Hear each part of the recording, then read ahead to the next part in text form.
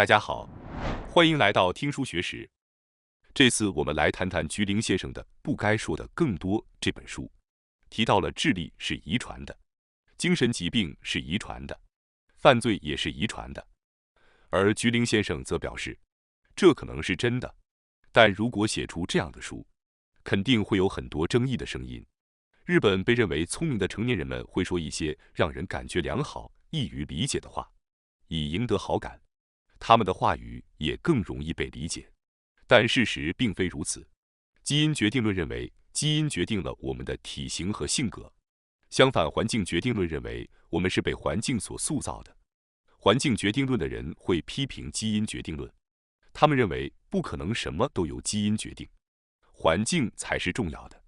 批评遗传决定论的人们怀有一种坚定的信念，即无论本人或孩子多么努力，都应该能够通过自己的努力、父母的教养或周围成年人的善意来克服任何困难。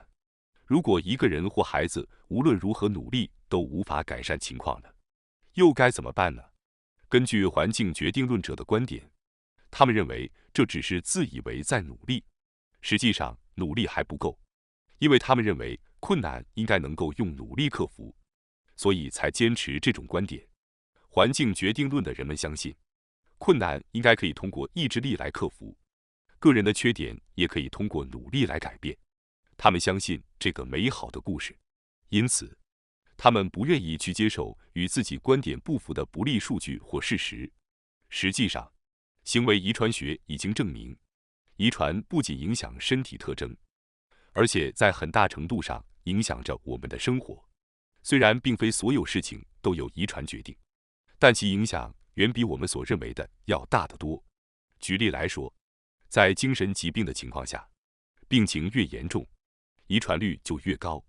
举例来说，据估计，精神分裂症的遗传率为82%，双向情感障碍为83%，注意力缺陷多动障碍 ADHD 为80%。遗传率为80%，并不严格意味着如果父母患有精神分裂症，孩子就有80%的几率患有同样的疾病。这个数字代表了什么？即遗传率为66%，体重为74%，可以帮助我们形象的理解，可以理解。换句话说，与从身高较高的父母生下身材高大的孩子相比，心理疾病更有可能是遗传的。在日本的媒体中，这样残酷的真相被视为不可言说的事情。作者认为，在西方国家，也有专门为一般读者撰写的书籍，这些书籍并不会引发关于是否歧视的争论。日本目前完全不承认遗传的影响，这反而是异常的。现代遗传学所揭示的是，有些事情是无论我们如何努力都无法改变的，这是理所当然的现实。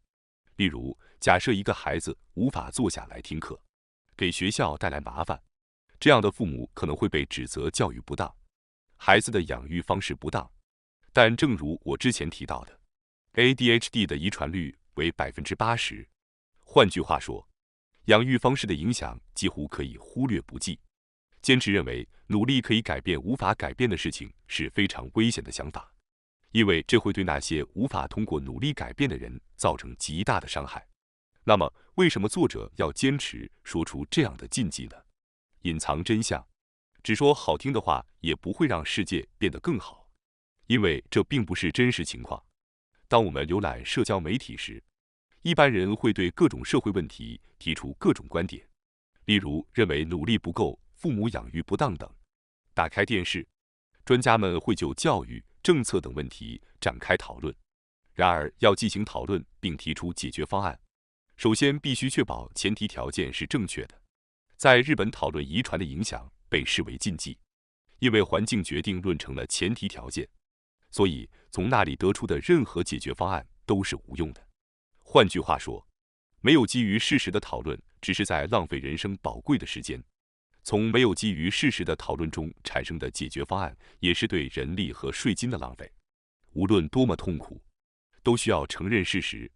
因此，作者撰写这本书的目的，就是为了提倡这种方法，让我们通过这些过于残酷的事实来思考，日本人到底是什么样的存在？我们生活在一个怎样的世界中呢？让我们来看看今天的内容如下：第一部分，那些无法阅读日语的成年人；第二部分是关于日本人被称为弱小的兰花。那么，让我们快速了解一下，大家是否听说过 PRAC 调查呢？这是一个规模庞大、信誉高的调查。简单来说，我们衡量了人们的阅读理解能力、数学思维能力和使用 IT 解决问题的技能水平。这些能力通常是社会生活中所需的。那么，这些调查结果究竟是怎样的呢？简单的说，得出了以下令人惊讶的结论：一，有1/3以上的日本人无法阅读日语；二，日本人中超过1/3只具有小学3至4年级的数学思维能力；三，能够进行基本的电脑工作的日本人只占不到1/10；四，在65岁以下的日本劳动人口中，每3人中就有1人根本不会使用电脑。看到这个结果，你有何感想呢？可能会有人觉得这太荒谬了吧？不会有这种事。但这是根据 OECD 的要求进行的一项公共机构实施的调查结果。对这一结果的怀疑，可能只是因为你生活在智商较高的人群中。换句话说，比如你正在欣赏这本书的摘要视频，那么你可能是智商较高的人，周围也可能只有这样的人，因此你可能无法理解这个现实。在日本等先进国家，经常讨论智商差异或知识差异等问题，但是通常喜欢阅读书籍或观看自我成长摘要视频的人，可能只是一个高水平的群体。因此，对于有1/3的日本人无法阅读日语这一现实，可能感到惊讶，但这是事实。可能 YouTube 观看娱乐视频的人占99%，而对教育类内容感兴趣的人可能只占1%。在这种情况下，你可能会想到能否胜任工作，是否能在小学程度的数学思维能力下工作，以及在不懂得使用电脑的情况下是否能胜任工作。事实上，过去并没有太多关注日语无法阅读等问题，因为仍然存在许多可以胜任的工作。需要澄清的是，这并不意味着这些工作只适合笨人。近年来的神经科学研究表明，潜意识也具有智能，并且在某些领域中甚至超越了意识。考虑到这些问题有些复杂，我们可以通过具体的例子来说明，比如常见的赌博任务实验，桌上有4叠牌，参与者毫无线索，依次从中抽取。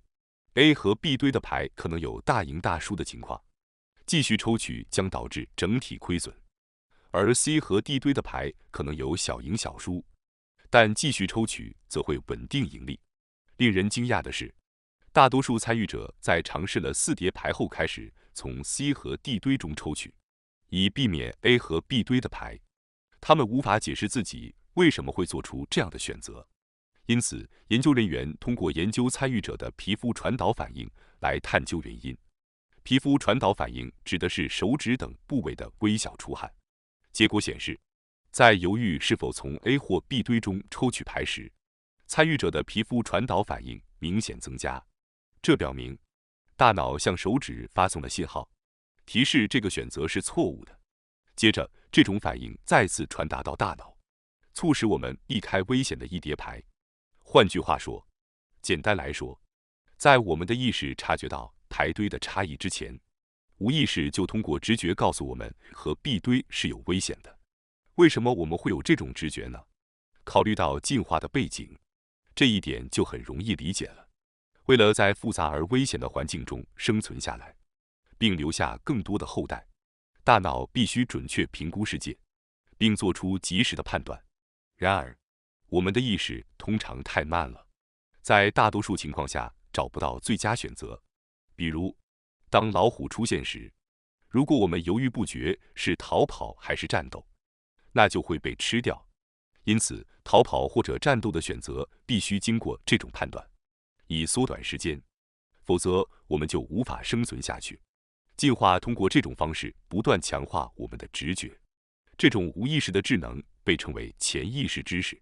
在过去，家庭工业和许多工厂中，许多工人进行复杂的合作是至关重要的。简单来说，尽管他们可能无法阅读日语，不擅长使用电脑，或者数学能力较弱，但以前并没有问题，因为人类拥有直觉这种潜在的智慧，这使得我们能够胜任工作。我们拥有潜在的智慧，这足以让我们做好工作。所以有什么可大惊小怪的呢？作者认为，这种潜在的智慧足以指导我们的工作。然而，问题在于，随着知识社会的发展，工匠的智慧被系统化并被算法所取代。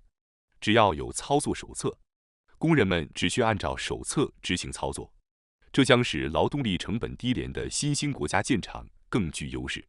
此外，那些可以通过编程完成的工作，本质上不需要人类参与，只需让机器全贴后运行即可。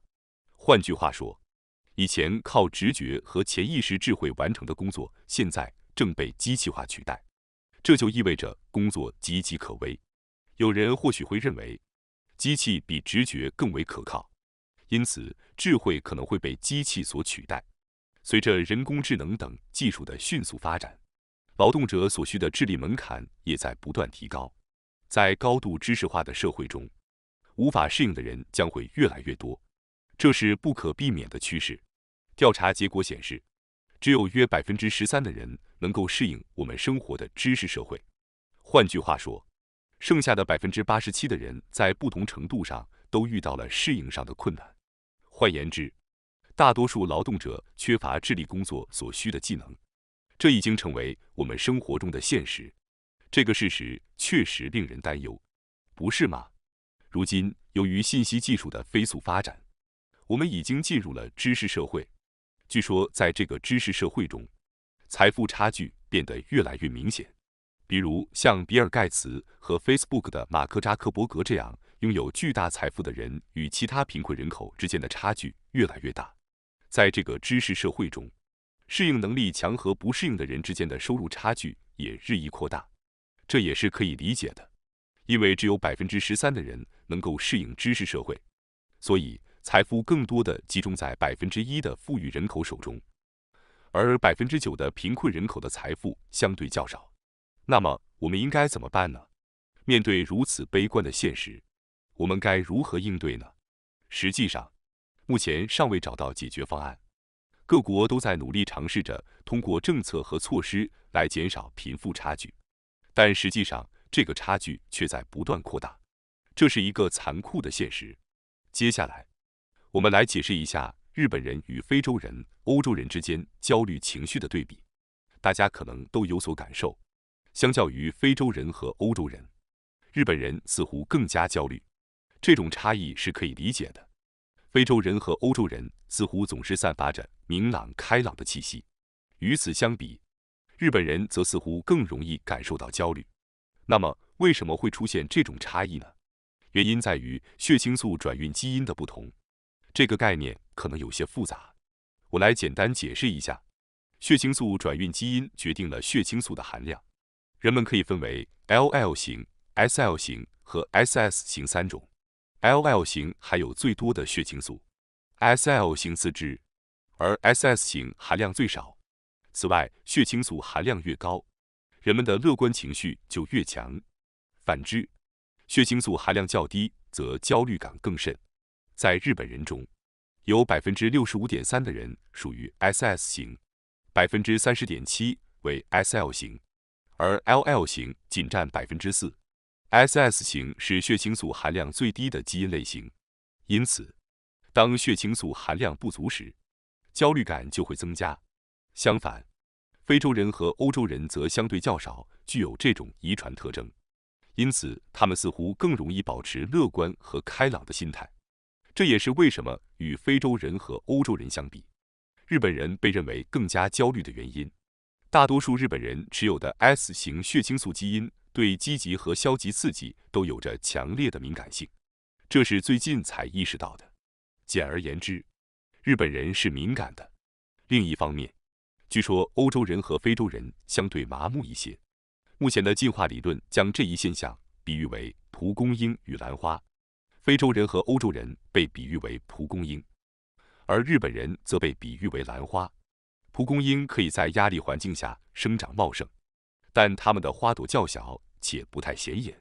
相反，兰花在适宜的环境下会开出盛大的花朵，但一旦环境改变，就会凋谢。换句话说，日本人在特定环境下可能会感到非常幸福，但在其他环境下可能会很快枯萎。简言之，由于他们的焦虑感和敏感性，如果受到良好的对待，他们将会绽放美丽的花朵；但如果环境不佳，他们可能会很快凋谢。从这里开始，日本人知道该怎么做了，那就是迁移到适合自己的地方。当处于不适合的领导或黑暗环境中时，由于日本人的敏感性，很快就会枯萎。只有移居到能够让自己绽放的环境中，才会有出路，并非被设计成能在任何地方都盛开。所以，试图在当前环境下挣扎只会是错误的。无需拥有不被讨厌的勇气，而是要寻找适合自己的地方并搬迁过去。如果你觉得你现在的地方不对劲，或者觉得自己没有光芒，不妨考虑寻找另一个环境，勇敢地寻找适合自己的环境，去展现我们的人生与才华。